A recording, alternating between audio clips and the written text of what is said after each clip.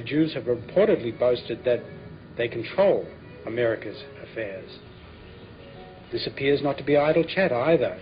For example, according to the Washington Report on Middle East Affairs website, it cited an Israeli radio broadcast of Israeli Prime Minister Ariel Sharon on October the 3rd, 2001, where he stated on record, "Every time we do something, you tell me Americans will do this and will do that. I want to tell you something very clear. Don't worry about American pressure on Israel. We, the Jewish people, control America, and the Americans know it." While some people believe that all such talk of Jews controlling America's political affairs is nonsense, many feel otherwise. In fact, some Americans who are involved in politics have gone on record attesting to Jews manipulating America's political process. In 1985, Paul Findley, who has served as a congressman in Illinois for about 22 years, first printed his controversial book that sent shockwaves throughout Congress that still echo today. It was called "They Dare to Speak Out. People and Institutions Confront Israel's Lobby." He noted his own observations about Israel's incredible influence over America's political affairs and others' observations as well. Many well-respected people went on record attesting to Findley's findings. People such as Charles Percy, former Senator Adlai Stevenson, George Ball, former Senator J. William Fulbright, political activist Jesse Jackson, columnist George Angaya, USS Liberty survivor James Ennis, Miriam Ward, Philip Kutznick, Dean Francis Syra, Paul McCloskey, Sheila Scoville, and many other illustrious people at the time. Also, around the time that Findley's book came out, another book came out known as Stealth PACs.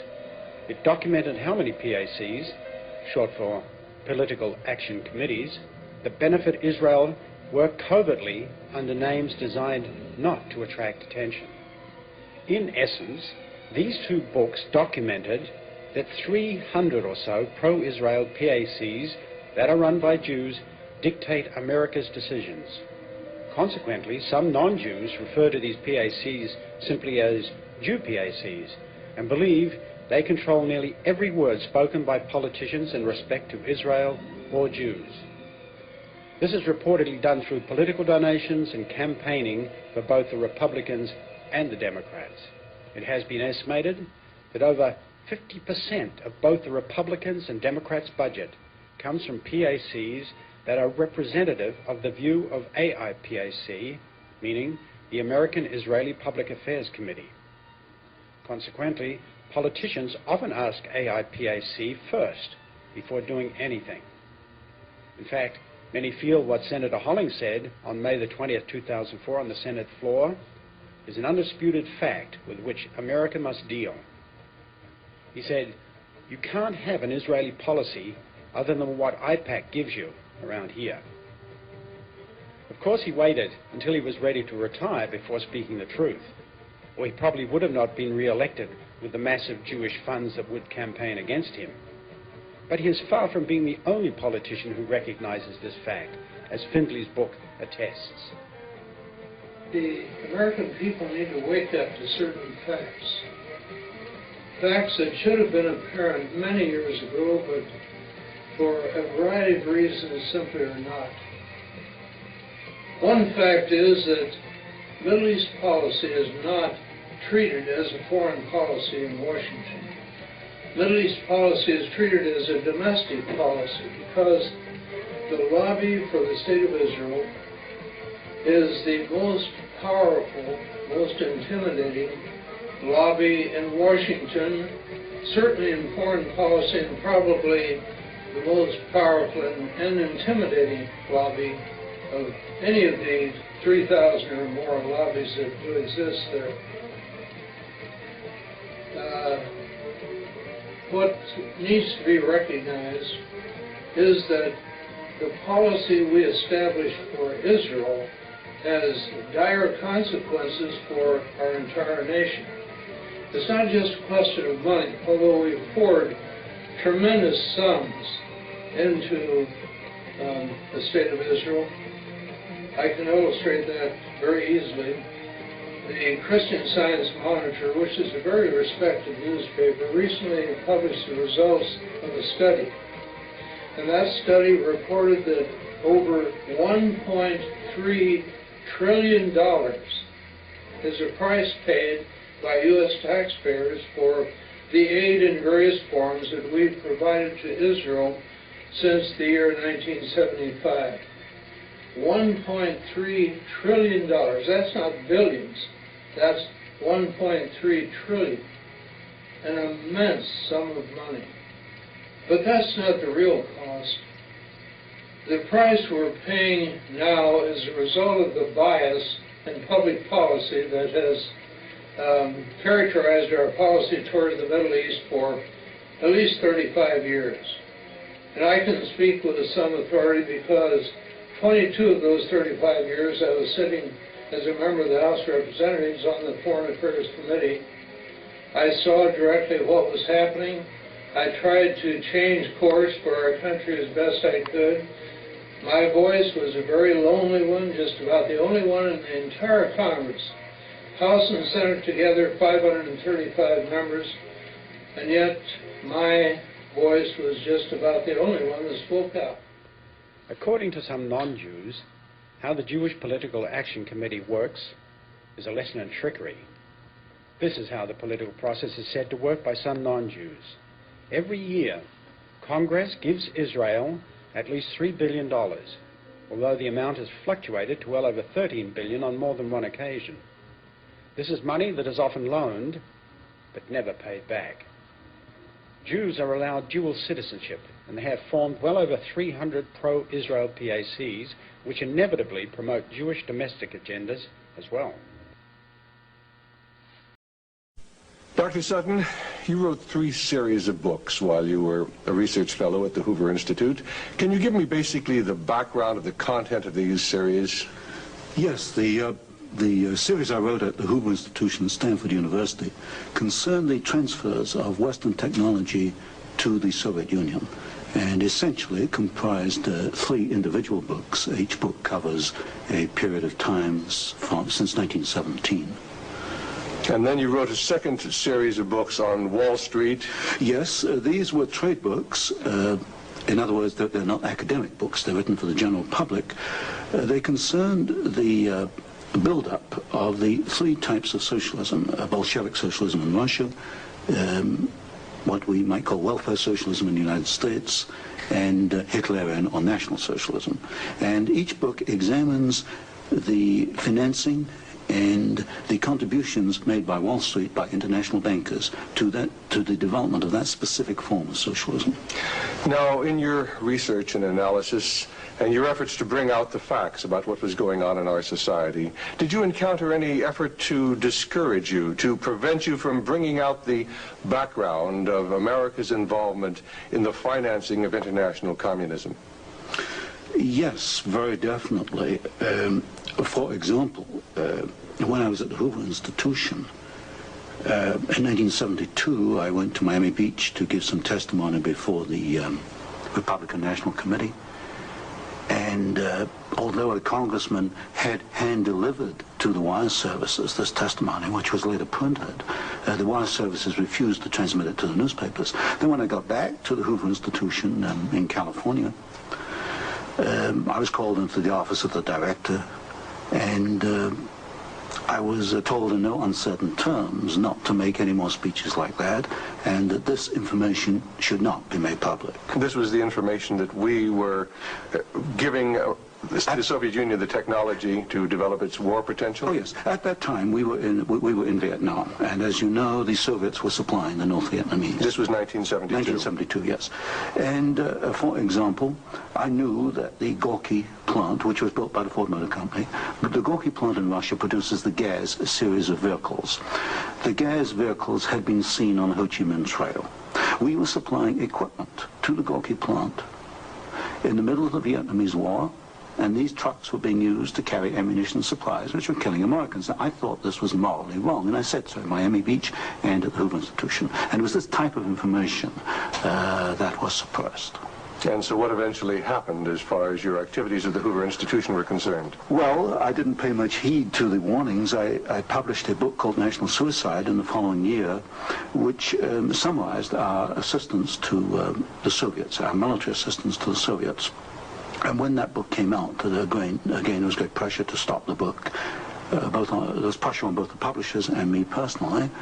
And I felt I couldn't take this, and a few years later I just left the Hoover Institution, and since 1975 I've been an independent author without any ties whatsoever. Let's go a little bit into the background of the financing of the German war machine that we fought in the period 1941 to 1945. Could we start, first of all, with the original financing of Hitler between 1922 and 1923, when he was first making his effort to come into prominence in Germany? The original financing of Hitler, that's in the years 1922, came only partly from Germany. One of the most prominent Americans concerned with financing Hitler was Henry Ford. In fact, Henry Ford received a medal in 1938 for his assistance to the early Nazi Party. Then, of course, Hitler had his attempted push in 1923. He went to jail, and then would begin another era in the rise of Hitler. Right, and of course he eventually came to power in 1933 by the electoral process. What about the financing of Hitler's electoral activities in 1933? This I can trace, I have traced it very exactly. I discovered amongst the Nuremberg records a series of bank transfer slips to the Delbrück-Schickler Bank in Berlin to an account which was under the control of Rudolf Hess. And this was the fund that was used to finance Hitler's access to power in March 1973. And amongst the corporations that transferred money to Hitler, I find not only R.G. Farben, which is quite widely known, but also German General Electric, AEG, which is under the control of General Electric in the United States, or was at that time, and companies like Osram and... Now, what was the tie-in between Osram and General Electric? The tie-in was a share tie-in.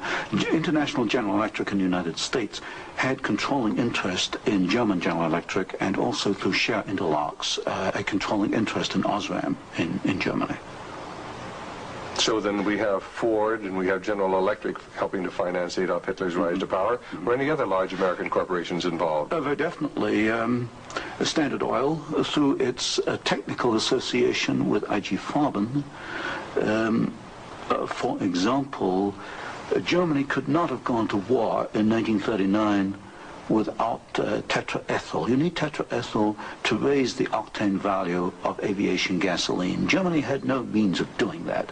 This was developed in the ethyl laboratories in the United States and transferred to the Germans. Standard Oil came up with the hydrogenation idea, which was very essential for Germany in the 1930s, because to raise the quality of its gasoline for aviation purposes. This was transferred to the Nazis.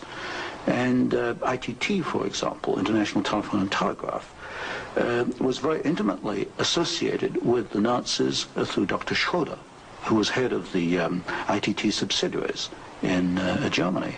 And ITT controlled companies which made not only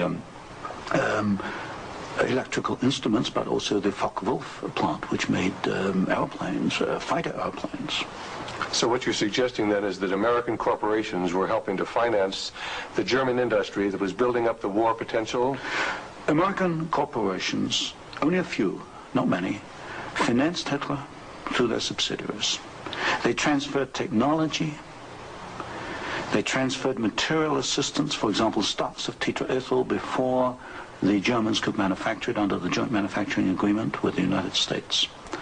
And also they financed this. For example, Standard Oil financed in 1933 the development of the gasoline industry in Germany, which was needed to fight World War II.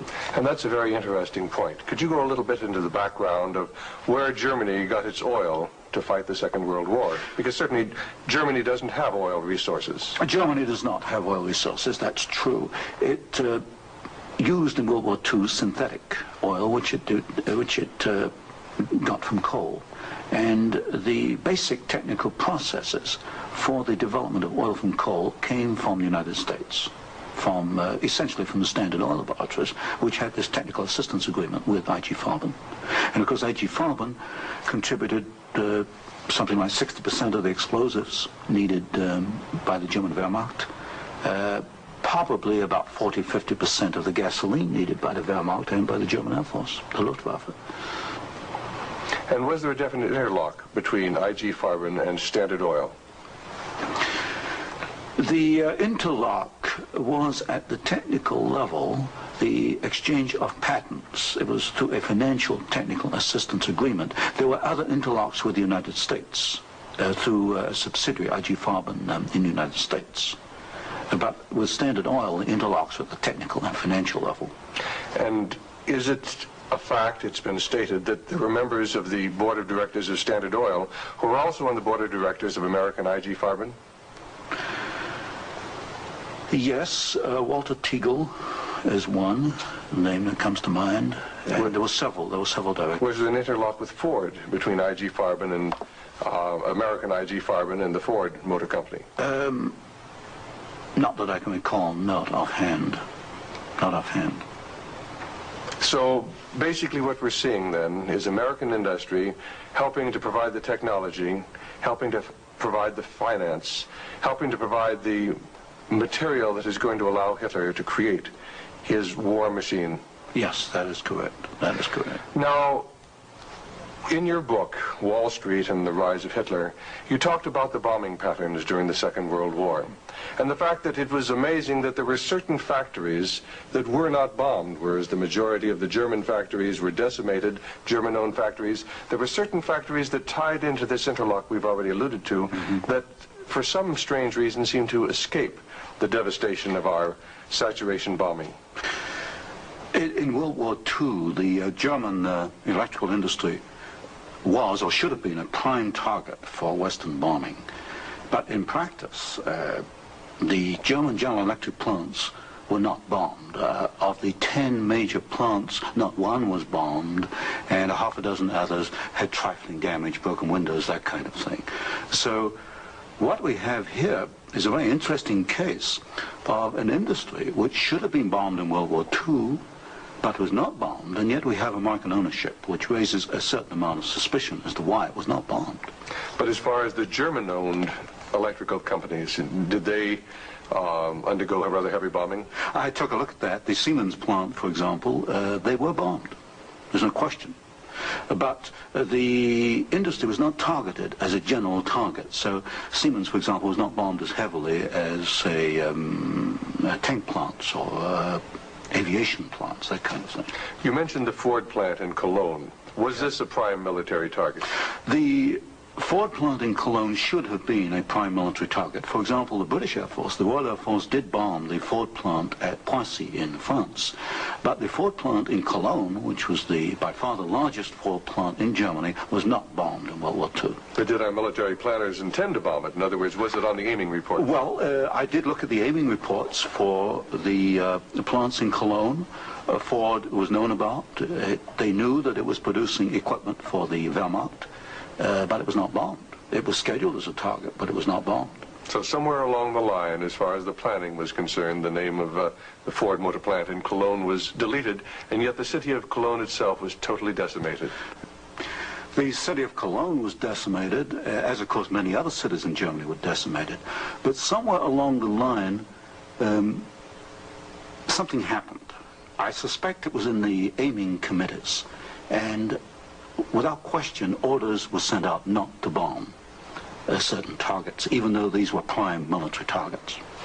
And that's rather reminiscent of some of the orders that went out during the Korean War, some of the orders that went out during the Vietnamese War to leave specific targets within the enemy's domain untouched by our strategic bombing. I understand that was so, although I've not investigated it. Now, in your book, Wall Street and the Rise of Hitler, there was one very interesting section about a special fund that Heinrich Himmler had, and the funneling of money from German corporations into this fund, even up into the years 1943 and 1944. And many of these corporations had strong ties into the American corporations, into the American parent corporations. Could you tell us a little bit about the Kepler Fund? The Kepler Fund was also known as the Konto S Fund. It was what we might call Heinrich Himmler's personal slush fund. He used it for his own personal projects. And what amazed me was both in 1933 and in 1944, the 2 days, the 2 years for which I examined the records, over half the funds came from American corporations. For example, in 1933, ITT, Standard Oil, General Electric, and possibly Osram were contributors. Even in 1944, in the middle of World War II, we find that ITT was funneling funds to Heinrich Himmler's fund through Schroeder, who was the chairman of the ITT subsidiaries in Germany. We also find that Depag, the Standard Oil subsidiary in Germany, was financing Heinrich Himmler, and this was in the middle of World War II. Now, were these facts ever brought out at the Nuremberg hearings? They were never brought out at the Nuremberg hearings, although the documents do exist within the files, within the records. They have not been published, as far as I know. And you actually had access to these records? Yes, there's some 400 tons of these records available, and many of them were at the Hoover Institution, or copies were at the Hoover Institution, and that's where I found the original documentation. I think it's a tragic part of our history when the American public doesn't realize the interplay then between great American corporations and the financing, the funding of the Nazi movement. Now, I wanted to talk just a little bit about the Nuremberg trials, because at the Nuremberg trials, the Nazis, the Nazi war criminals, the Nazi generals were held specifically guilty for what transpired. Were there any Americans involved? Were any Americans indicted? Were any Americans convicted as far as the financing of the Nazi war movement? Very definitely not. I looked at the criteria for what we might call war crimes under the Nuremberg tribunal. And there's no question in my mind that certain Americans well fitted the criteria which required indictment and trial. But no Americans were ever brought to trial. Do you think there was any conscious effort to conceal this fact, both from the Nuremberg War Tribunal and from the American public? Well, there was a conscious effort in the fact that these businessmen were very prominent in stating in 1946 that they had no knowledge of what Hitler was doing, and yet they were intimately involved with the build-up with Hitler. I suspect that this was not published in the media at the time, although I've not checked that. But certainly the role of American corporations and American businessmen in aiding Hitler has not been published. Now, what about the actual financing? What about the loans from large American banks, from large British banks, to Hitler's government in that period between 1933 and 1939, when Hitler was preparing for war? Well, you've got to go back a little earlier and look at what are known as the Young loans, which were very important because I think they brought about the economic collapse of Germany in 1933. That was the Young plan. This was Owen Young, who was, of course, chairman of General Electric. Here we got a man who actually made the loans as an officer of the United States government, which brought about the collapse of Germany in 1933, enabling Hitler to take over. And then subsequent to 1933, you get a series of loans. A very good one is Standard Oil, which loaned several $1 million, at least, to Germany to build up its aviation gasoline facilities. And there are other examples. Fine. Well, I'd like to get a little bit into the background of the financing of Bolshevism, because I think this is vitally important. And we can go back to the period after the Second Revolution, which was in October and November of 1917. The initial financing of Lenin's movement, how did it tie into the American corporations?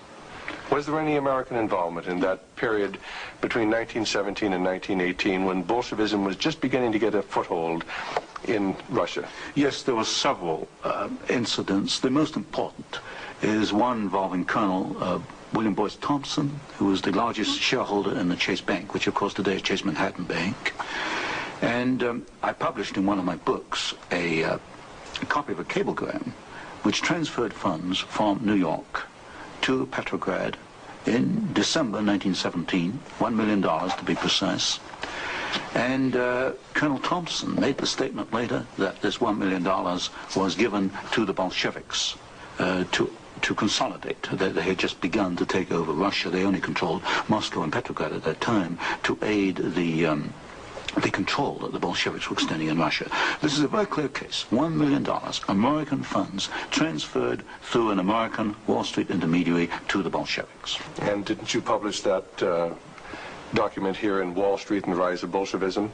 I published two statements. One is a copy of the cablegram, and the other is a copy of the news clip of the statement made by Colonel Thompson at that time that he had made this contribution. Now, why would an American capitalist, an American financier, help to aid Bolshevism? The only answer, and of course this puzzled me for years, you know, why? Because we understand there to be an opposition. And the only answer I can come to is one of captive markets. The United States did not want another United States in the world. And of course, if you look at the world map, Russia is 2 or 3 times larger than the United States. Imagine this as another United States, as another competitor to the United States. What the United States wanted, or Wall Street wanted, was a captive market. And of course, socialism is a captive market because my earlier studies at Stanford University had brought out the fact that a socialist system cannot innovate. It's got to import innovation and technology from the West. And so I think the aim behind this was to encourage the development of Marxism and other types of socialism, because this would give these Wall Street bankers control of a world market, a captive market. At the end of the First World War, Russia was devastated by famine, and America sent a relief mission. It was the Hoover mission. Do you know any of the facts surrounding the activities of the Hoover Commission? Well, there's no question that in 1922, 1923, Russia was finished. Industrial output was perhaps 8 or 10% of 1913 figures, and people were starving by the hundreds of thousands. And the Hoover mission was organized, of course, to send aid to Russia. But most of the aid went to the Bolsheviks, who controlled really quite a small part of Russia at that time. Only a very small part of the aid went to the White Russians or to the Far East. And then after 1922 and 1923, Lenin instituted something known as the New Economic Policy, or this series of 5-year plans. Can you tell us about the 5-year plans and the part that the major American corporations, major world corporations, played in building up the Soviet Union? Well, there are 2 separate phases here. The new economic policy was started in 1923 by Lenin, and I found, and I published this in my first book from Stanford, that every single Russian industry was rebuilt or restarted by foreign corporations, mostly German, British, French, and American. By 1928, Russia was back to approximately its 1913 in industrial output. And at that point, she began to think of these grandiose 5-year plans. And in 1928, Gosplan, which is the Russian government planning commission, actually designed an initial 5-year plan. But this was thrown out, it was inadequate, and American corporations were were brought into Russia. And the first 5-year plan and the second 5-year plan were actually designed in the United States by American corporations. And what were these corporations? Which ones specifically were involved? The design of the first 5-year plan was by a corporation probably not known to most Americans, Albert Kahn. But Albert Kahn was the foremost industrial architect in the United States. And Albert Kahn laid out the basics of the first 5-year plan for the Soviets. And then we find, again, the same corporations involved with the construction of the plants. International General Electric, most certainly, DuPont, Ford Motor, Hercules Motor, Curtiss-Wright in aircraft engines, and even some corporations which today were forgotten about, like Valti and Chance Vought. These were aircraft manufacturers at that time. And so American corporations came in and they built the first 5-year plan. But what was important, the Soviets then copied these plans, and this accounts for the tremendous Russian output. They took this initial equipment and they multiplied it, they copied it by the hundred. Now, how about Ford Motor Company? Did they play a part in the building up of the Soviet potential? Very definitely. Ford Motor Company built the Gorky plant, and the Gorky plant produces the GAZ series of vehicles, that's GAZ, and these are trucks, and there's some automobiles. And right from the early 1930s, you find that the GAZ plant has had military potential, and Ford knew that when it went in and built the Gorky plant. And we know it because I found statements to this effect within the State Department files. Sometimes we hear the name Averell Harriman. Did he play a part in building up the Soviet technology? Very definitely. In fact, Averell Harriman came out of the Soviet Union financially at a profit. He took over the Georgian manganese concession in the early 1920s. Got this back on his feet for the Soviets, and manganese became a prime export for the Soviets, and so they were able to sell this abroad, get foreign exchange, which financed their industrialization. And then they bought out Harriman about 1929, and Averell Harriman received as compensation $1 million more than he put in the first place. How about Armand Hammer of Occidental Petroleum? Armand Hammer is a very interesting example. Armand Hammer received the first foreign concession in 1922. In asbestos in the Ural Mountains. And he also conducted for the Soviets a number of other enterprises, right down to pens and pencil manufacturing, for example. But Armand Hammer is interesting because his father, although Armand Hammer today is chairman of Occidental Petroleum Corporation, his father was Julius Hammer, who in 1919 was Secretary General of the Communist Party USA, which emphasizes the argument I make throughout my books, that at the top level, there's no difference between your top communists and your top capitalists. They interlink. You've got Armand Hammer, chairman of Occidental Petroleum. His father was secretary of the Communist Party USA in 1919. So it's basically a power grab. It's a power grab, an international power grab. Now, during the Second World War, why, Russia was pretty well decimated once again by German forces. What part did the American Lend-Lease program play in building up Russia's industrial capacity after the Second World War? Well, Lend-Lease built up Russia's capacity, modernized it, and expanded it during World War II. And there was some continuation all the way through perhaps to 1948, 1949. There was a program after Lend-Lease, which was supposed to be restricted to foodstuffs and industrial materials, but in effect, I checked the records in the warehouses in Suitland, Maryland, I find that even after World War II, and this was against the intent of Congress, I suspect, there was a massive transfer of the latest industrial equipment to the Soviet Union under the so-called Lend-Lease program. Now, in 1948, there was a fascinating book came out by Major Racy Jordan, in which he talked about American aid to the communists as far as their ability to build nuclear weapons. Did you ever have an opportunity of verifying the facts that we had given them the heavy water, we'd given them the wherewithal to build their atomic weapons? Well, as part of the work I was doing at Stanford, I did investigate the shipping documents for Lend-Lease, and I took a sample of these documents and I checked them against Major Jordan. And broadly, Major Jordan was correct within, say, about 5%. And Major Jordan, of course, made the charge that we had shipped materials to the Soviets, 1944, 1945, which were later used in their atomic program. There is no doubt he is correct. We shipped heavy water, which is essential, but we shipped other items which are perhaps less obvious to the layman. We shipped, for example, aluminum tubes, and aluminum tubes are essential for atomic energy development. We shipped graphite, and graphite is another essential component. So generally, as far as I could check, and I checked the original government Lend-Lease document, General Major Jordan was correct. Now, as the years have gone by, of course, we see a growing Soviet nuclear threat. The Soviets now have MIRV missiles. Mm-hmm. Can you give a little of the background on how the Soviet Union, which really didn't have the technology to develop those MIRV missiles that threaten our cities today, how were they able to develop the MIRV capacity? Well, you've got to go back and look at how the Russians were able to develop a rocket space technology anyway. What they did after World War II was American forces were held back for a while the Soviets occupied East Germany. They stripped East Germany. They took back the latest of the V-2 rocket technology from Peenemünde and other places. And the V-2 became the basis of the Russian space technology. Now, if you skip the intervening years, you will find when you come to the early 1970s that the Russians did not have the capability to MIRV their missiles.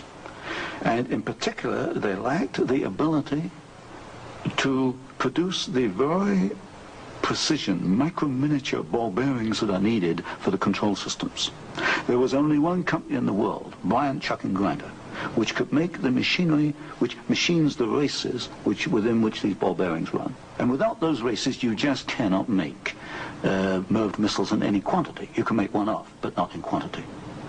Bryant, Chuck and Grinder was allowed to ship to the Soviet Union 45 of these machines at a time when we only had 33 in the United States. But wasn't there any objection to doing this? I objected at Miami Beach in 1972.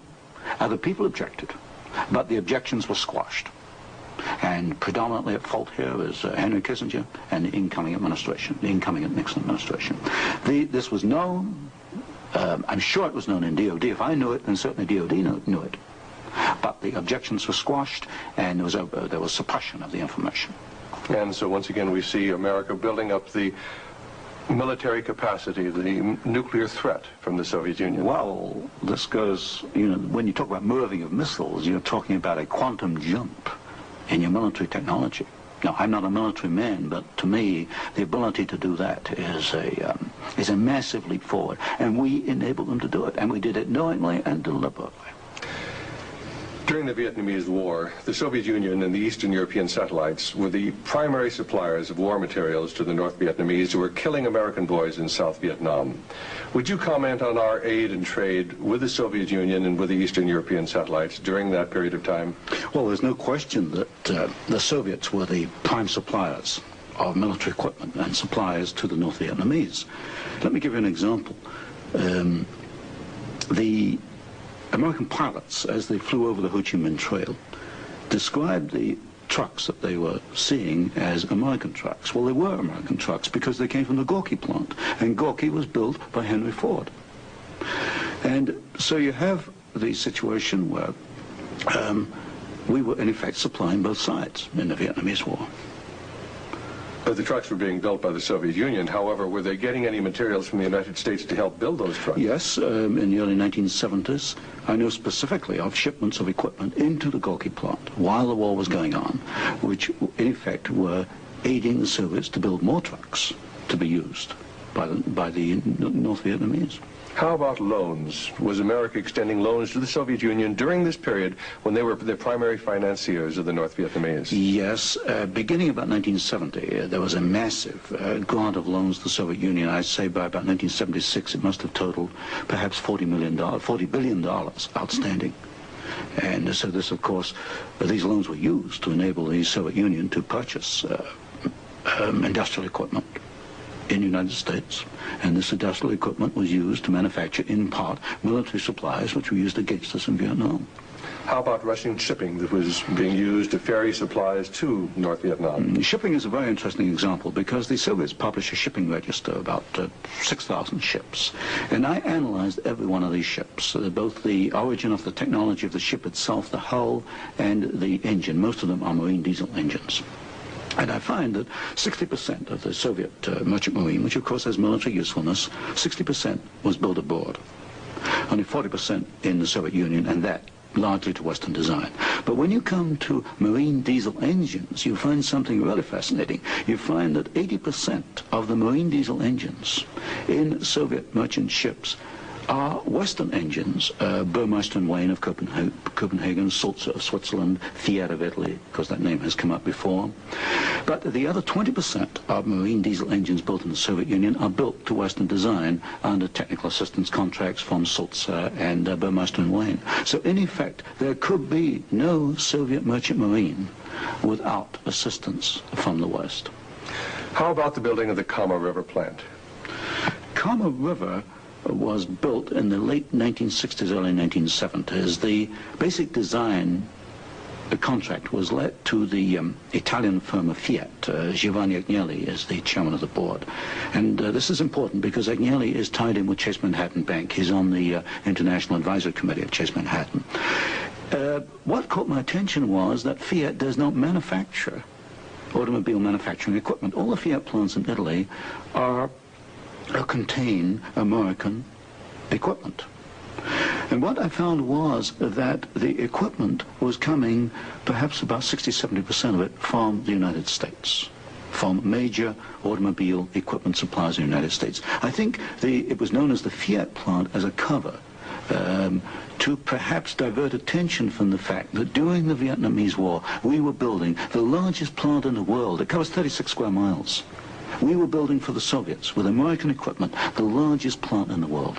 And so it was called the Italian Fiat plant, and I think this was a blind. And so they were building their trucks and armored personnel carriers and other things that could be used then for warfare in South Vietnam? We knew that the Karma plant had military potential. In 1972, I wrote it in National Suicide. I said as much in Miami Beach in 1972. This plant has military potential. It can produce military vehicles. We knew it. And of course today in Afghanistan we find that the Karma vehicles that are there in Afghanistan today from the Karma plant built by American and Italian companies. And it was after you brought out this information that efforts were made to suppress your book, National Suicide, Yes. and your other studies? Yes, because I was bringing out the fact that the Karma River plant had military potential, that we were moving the missiles with the Bryant chucking grinder equipment, and of course other facts along these lines. And what sort of pressure was brought to bear upon you? What sort of pressure was brought to bear upon the publisher of your book, National Suicide? There was pressure on the publisher to prevent publication, to stop publication. He refused to do so. There's pressure brought upon me first to withdraw the book, and then a rather deceitful sort of pressure. It was claimed at the Hoover Institution that I had plagiarized Volume 3 of my Western Technology series, which was being published by Stanford University. Well, firstly, I challenged them to point out the plagiarization, and nobody could find even two sentences that matched up. But then I pointed out that I cannot plagiarize my own work. I hold the copyright on both books, and nowhere in the world can I plagiarize myself. That's a logical impossibility. And then gradually it built up over the following years that my research was perhaps going a little out of what was perhaps required, or welcome would be a better word, and it should be confined within more narrow boundaries. And at that point in 1975 I left the Hoover Institution, and since then I've become an independent author, and I can publish what I want to publish. Do you know of any other instances where efforts were made to suppress publication of books through the Hoover Institute? I know one example, one I was personally aware of, and that was Julius Epstein's book on Operation Keelhaul, which is a very important book on the treatment of Russian prisoners of war in Germany after World War II. This book was in manuscript for several years, and he was not allowed to publish it. I heard that firsthand from Julius. Right, and eventually it was, of course, brought out. It was at a later point. Now, another example I can give is my own Western Technology series. The third volume of that was held in galleys for 1 year. Now, it costs a lot of money to hold a book in galleys, because when a book is in galleys, you want to get it out on the market to start recouping your investment.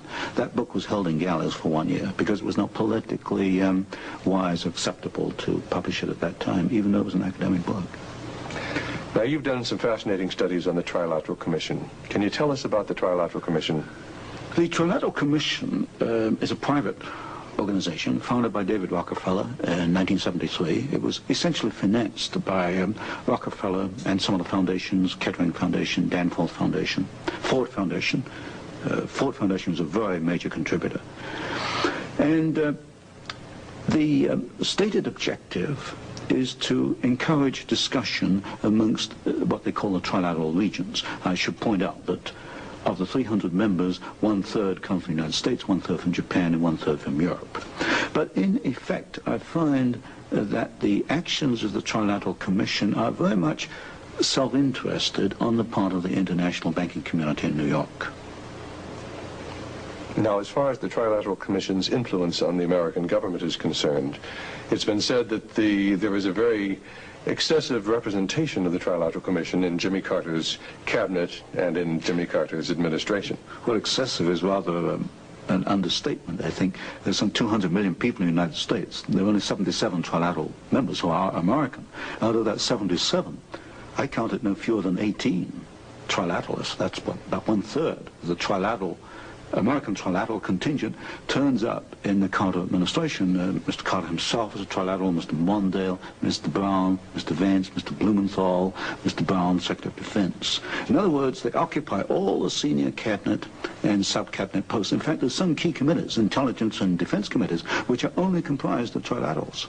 So here you've got 77 Americans selected by one man, David Rockefeller, who's chairman of Chase Manhattan Bank, and we find that they turn up in the key controlling positions in Washington under the Carter administration. And would this suggest to you that perhaps we do not select the government, that it is selected by these people who work behind the scenes? You can come to no other conclusion. If you look today at who's running for office, you find Mr. Bush is a trilateral, you find Mr. Anderson is a trilateral, Mr. Carter's a trilateral. We find articles appearing in Newsweek magazine, Time magazine, U.S. News and World Report, many of the major media telling us there's really nothing to be concerned about from the Trilateral Commission. Is there any interlock between the Trilateral Commission and the major media in the United States? Yes, there is an interlock, particularly in the news media. For example, the Chicago Sun-Times, the executive editor there, James Hoagie, is a trilateral. You'll find Saul Leinowitz is a director of Time magazine. And I think, yes, Henry Schacht is a director of CBS. So there very definitely is an interlock between the trilaterals and the media. And perhaps this is the reason, then, that they rather play down the influence of the Trilateral Commission on contemporary American government. Yes, I had a computer survey made of all articles that have been printed on the Trilateral Commission since 1973. I could find worldwide only 73 articles. Now, what's the relationship between the Trilateral Commission and the Council on Foreign Relations? Well, of course, the Council on Foreign Relations is a much older organization founded in 1920. I did a study in which I compared trilaterals with or without membership in the CFR, Council on Foreign Relations. I find there's something over 50% overlap.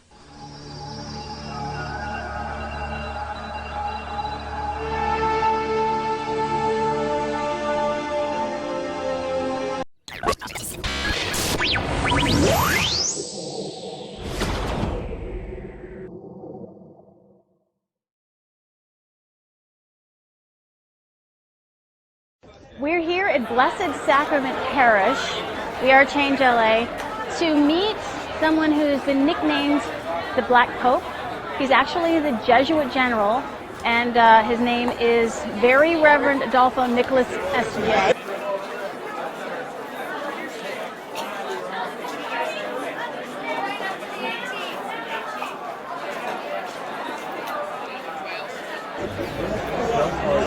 We're here to say hi and talk to him about his nickname and his extreme oath of the Jesuits. Lord, have mercy. Lord, have mercy. Please open our heart. Please open our heart.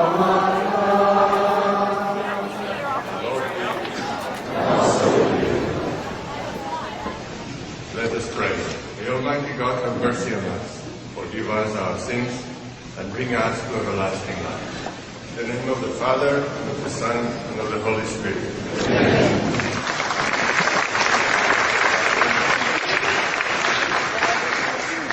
We are tired of words. We are tired. You just came out of a campaign, election, and the inauguration of a new president. And you know, and I partially only from the sidelines, we have been exposed to 1 year and a half of words and words and words and words. Political, or literary, or even religious words. Because also religious words have been manipulated, used with such abundance for things that were not real, that we get tired of them. The prophet comes as one who sees things with the eyes of God, because the prophets bring also the shadow side of reality. And they tell us also where things are not going according to the heart of God. And they speak of the anger of God and the sadness of God. We live in a world that has become so difficult that people do not know anymore where the causes are of the pain or of the distress or of the difficulties we have. With globalization, now responsibilities are diluted. And nobody knows who is behind anything. Oh, now you can take your picture with him and everything. Oh yeah, I'm going to be having a video check to get you two together while you're asking me why he's the Black Pope.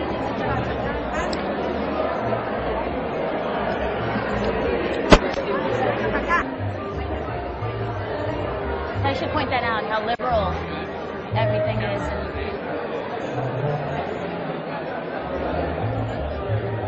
In the store.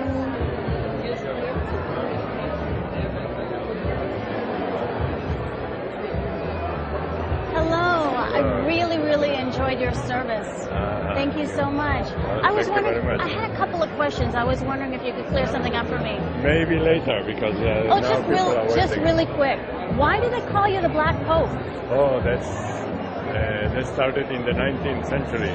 Did it really? Yeah, but I don't like it because it's in terms of power, no? Yeah. So they thought that the general, the judges had a lot of power, but he wears black, so Black Pope. Oh, maybe, well, yeah. I'm not Pope, and and you I don't have have no a fish power. on you. And I see that there's a lot of liberal symbols here.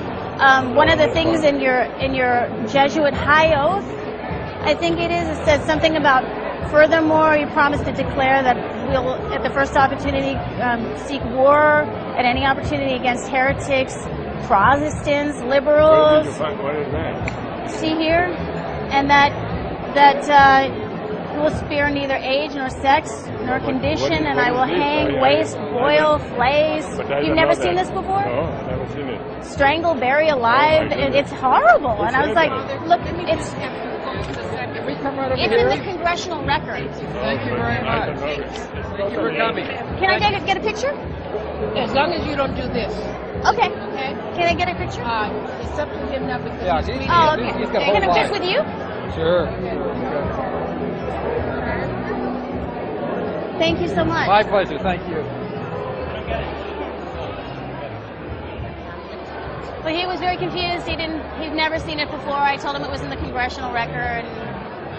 He said that he might talk to me later about it, but there was a big line. So do we want to wait and talk to him later about it? Just so that you know what I was asking him. I furthermore promise and declare that I will, when opportunity presents, to wage relentless war, secretly or openly, against all heretics, Protestants, and liberals, as I am directed to extirpate and exterminate them from the face of the whole earth, and that I will spare neither age, sex, or condition, and that I will hang, waste, boil, flay, strangle, and bury alive these infamous heretics, rip up the stomachs and wombs of their women, and crush their infants' heads against the walls in order to annihilate forever the execrable race. And then it goes on to say some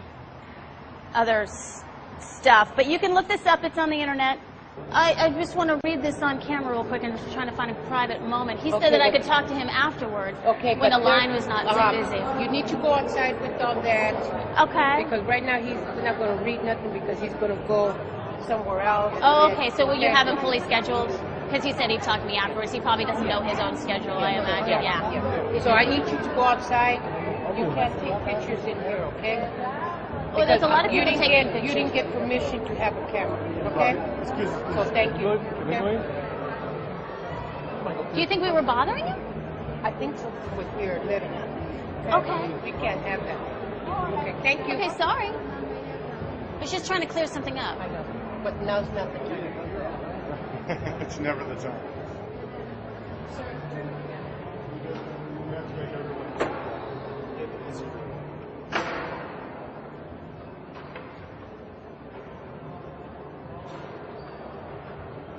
I read recently an article, and the title was, "I am so happy we have a financial crisis." A very strange title. And the point of the article was that we have been living a false reality.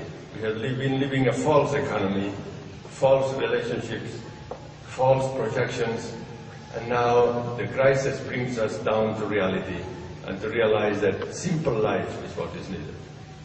We need simple life, but a shared life. A simple life full of compassion, so that nobody around us suffers and has the difficulties that many are going through today. This is prophetic. And I don't speak about the political authority of people with power. It's not pure muscle, it's not pure energy that moves things. It's a word that can move hearts, that can move people. Hi, Jeremy, nice to meet you. Thank you for what you said about liberation theology. I wanted to know whether you would say a word. A lot of the people around the world know that the attacks on 9/11 were an intelligence black op, and so we were wondering whether you would say a word to support a real investigation that would get to the bottom of it, because it seems to have set off a fake holy war or a religious war. It's very difficult to know. No, but we know that bin Laden didn't do it, and we know that there are both Zionist networks, I'm a Jewish man, and there are also Jesuit networks that are helping cover it up. Will you say something, sir? We thank you very much for coming. Will you say something about? Probably not. Probably not. Thank you very much. Because this where, is not the proper where is the proper forum, sir? Where are the real religious people that are willing to stop the killing? Sir, where are the real religious people that will stop the killing? I know you need to go. How many innocent people, Jews, Christians, Muslims, need to die before the religious people will tell the truth? You need to go. Come on. You need to go. Where is the proper? You need to go. If a religious function is not the proper place for truth, where is the proper place for truth, ma'am? Where is the proper place for truth? Time and place for Where is the proper place for truth in a religious community? I can't get into it. Okay, go ahead. Here's the thing, ma'am. We know that those attacks on 9/11 were done by intelligence networks. I'm a Jewish man. I know that there was Israeli networks involved, and we know there were.